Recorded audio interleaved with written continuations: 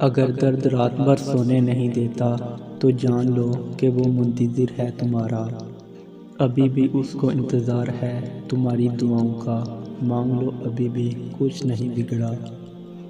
ابھی بھی وہ سب ہو سکتا ہے جو تم چاہتے ہو، ابھی بھی وہ سب مل سکتا ہے جو تم مانگتے ہو، ابھی بھی قبولیت کی ایک گھڑی باقی ہے، ابھی بھی تہجد کا پلڑا مقدر پر باری ہے۔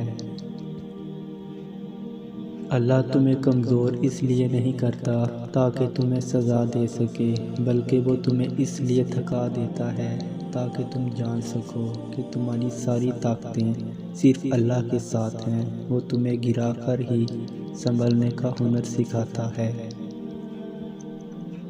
یوں وہ تمہیں تمہاری من پسند چیز کو کھو دینے کے خوف سے گزار کر اپنا آپ یاد کرواتا ہے۔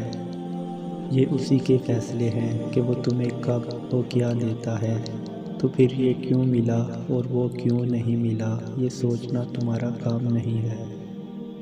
تمہارا کام بس دعا کرنا ہے اور یقین رکھنا ہے، کیونکہ تم خود اپنے لیے اچھے یا برے کا انتخاب نہیں کر سکتے، تم خود ہی خود کے ساتھ ناانصافی کرتے ہو۔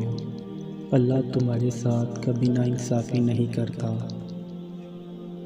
اللہ کو تمہارا توکل اور تمہارا صبر کرنا اتنا پسند آ گیا ہے کہ وہ چاہتا ہے کہ کچھ دیر اور تم اسی یقین کے ساتھ اس سے مانگو، اور یہ نہیں سوچو کہ کیا ممکن ہے اور کیا نہیں، کیونکہ جب تم ناممکن مانگتے ہو تب اللہ بھی تمہیں ناممکن وسیلوں سے ہی عطا کرتا ہے۔